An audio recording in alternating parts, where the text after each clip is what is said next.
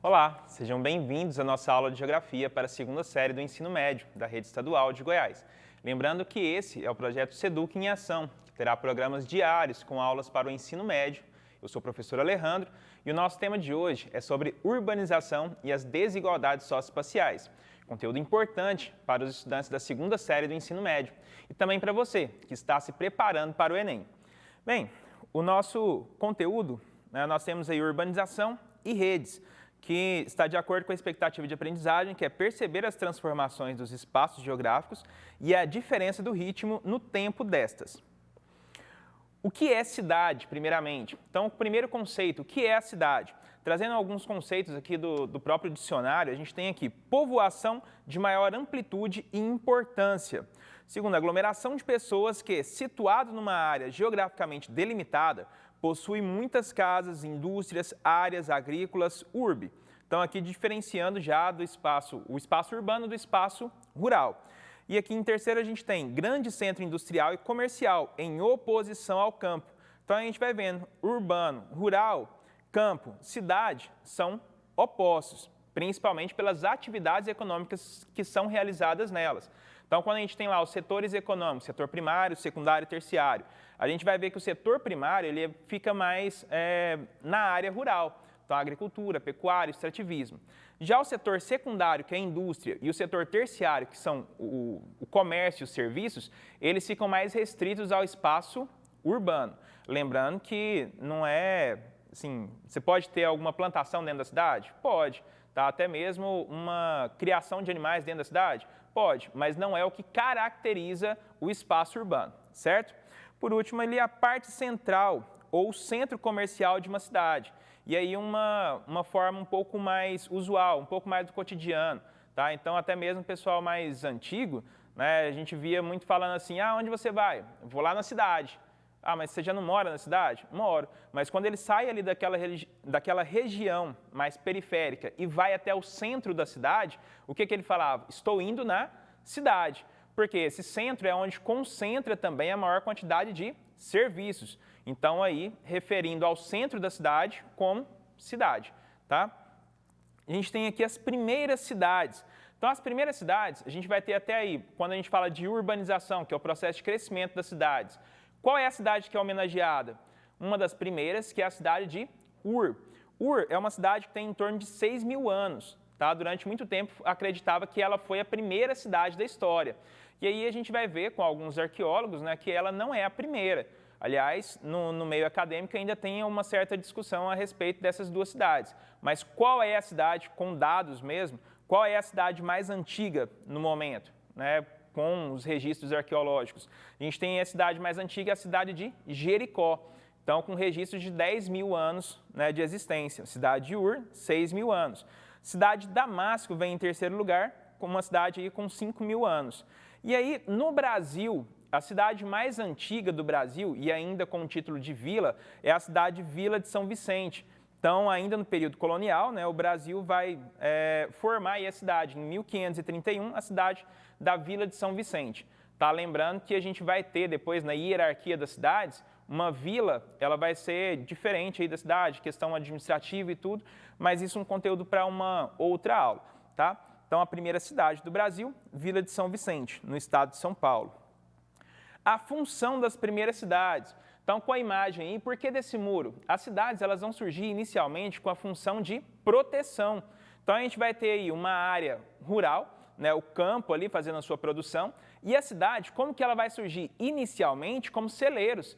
Tá? Então, o alimento que era produzido, ele era levado para os celeiros. Em torno desses celeiros, as casas, né, as primeiras moradias eram construídas. Então, justamente protegendo ali o alimento. Tá? Essas cidades também, além de proteger o próprio alimento que era produzido por essa população, ela protegia também das possibilidades de invasão. Então, as primeiras cidades, a gente vai ver sempre essa característica, cidades muradas. Tá? Então, um muro construído em torno dessas cidades para proteger essa cidade, principalmente das invasões. E qual era a intenção principal dessas invasões? Roubar alimentos, roubar algum produto daquela cidade, ou até mesmo a conquista dessas cidades. Então, a primeira função da cidade, qual é? Proteção. Segundo, a gente vai ver essas cidades aparecendo aí com essa importância para a administração. Então, cidades político-administrativas. Falando já de política, as cidades elas também vão ser, serão berço tanto da política quanto da filosofia. E isso onde que a gente vai ver surgir? Principalmente lá nas cidades gregas, tá? Nas polis, justamente a política. O que é a política? É onde a gente vai dialogar para poder entender qual é a melhor ação para dentro da cidade. Tá? Então, a política ela surge inicialmente para normatizar regras dentro do ambiente urbano, dentro da cidade, e é claro que essa política ela vai se estender para o espaço rural também. Tá? Então, a criação de leis, de normas, para poder ter uma vida melhor dentro dessa cidade, até mesmo para o convívio entre as pessoas que ocupam essa cidade. Tá? Então, quando a gente pensa na política, a gente tem que ver regras, normas que vão beneficiar toda a população, tá? Para que elas consigam viver em harmonia, tá? Ter uma melhor harmonia dentro da cidade. Então, para isso é que surge a política, certo? O processo de urbanização, quando a gente fala nesse processo, a gente vai entender que a função da cidade, a gente viu ali algumas delas, mas existem outras funções. O que a gente pode citar como função aí da cidade? Primeiro, político-administrativa, como a gente já citou. Um exemplo aqui, eu vou falar para vocês as cidades do Brasil, tá? Então, a cidade de Brasília, então, com essa importância político-administrativa. As normas, as leis no território brasileiro, geralmente são discutidas onde? Em Brasília. E o que é decidido em Brasília, ela vai influenciar o restante, a nossa capital nacional, ela vai influenciar o restante do território brasileiro. Segunda função, função religiosa. Nessa função religiosa, a gente tem um exemplo que é a cidade de Aparecida, no estado de São Paulo. Essa cidade, a gente vai ver aí a migração no Brasil inteiro e até de fora do Brasil, pessoas vindo para o território brasileiro e indo para essa cidade, fazendo a migração pelo fator religioso, pela importância religiosa. Até mais próximo de nós aqui em Goiânia, cidade vizinha, a gente tem Trindade também com esse exemplo religioso. Então, Trindade, até mesmo no final aí de junho, início de julho, a gente tem a festa da cidade. Claro que esse ano a gente vai ter aí mudanças, Mas a migração, pessoas do Brasil inteiro e até mesmo de fora fazem a migração, a peregrinação para a cidade de Trindade, pelo fator religioso, para poder demonstrar a sua fé. A gente tem uma outra função que é a função turística ou função de lazer. Nessa função, a gente vai ter aí um exemplo, que é a cidade de Porto de Galinhas. Porto de Galinhas é uma cidade onde a cidade inteira vai se estruturar com base em quê? No turismo.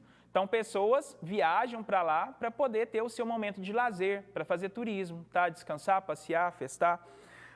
A gente tem ali também a questão portuária. Então, a cidade de Paranaguá. Essa cidade, uma cidade que recebe ali bastante mercadorias e vai fazer a ligação também do território brasileiro com o exterior. Então, levando o que é produzido pelo Brasil, levando para fora e recebendo também essa mercadoria. Então, uma cidade que se estrutura a partir desses portos, tá? É uma cidade industrial, Camaçari. Então, uma cidade que vai... uma cidade da Bahia, e essa cidade ela vai se estruturar para beneficiar as indústrias a se instalarem ali. Tá? Então, a indústria se instala, você tem toda a população também se preparando para beneficiar a indústria, tá? Tanto a infraestrutura, o ensino, para poder ter essa cidade industrial. Múltiplas funções, a gente pode citar aí, até fazendo parte da nossa megalópole, a cidade de São Paulo. Então, São Paulo, ela tem várias funções. Você tem pontos ali que são visitados para a questão religiosa, dentro de São Paulo. Você tem locais de São Paulo com a função administrativa, política. Você tem locais de lazer. Então, ela tem múltiplas funções, beleza?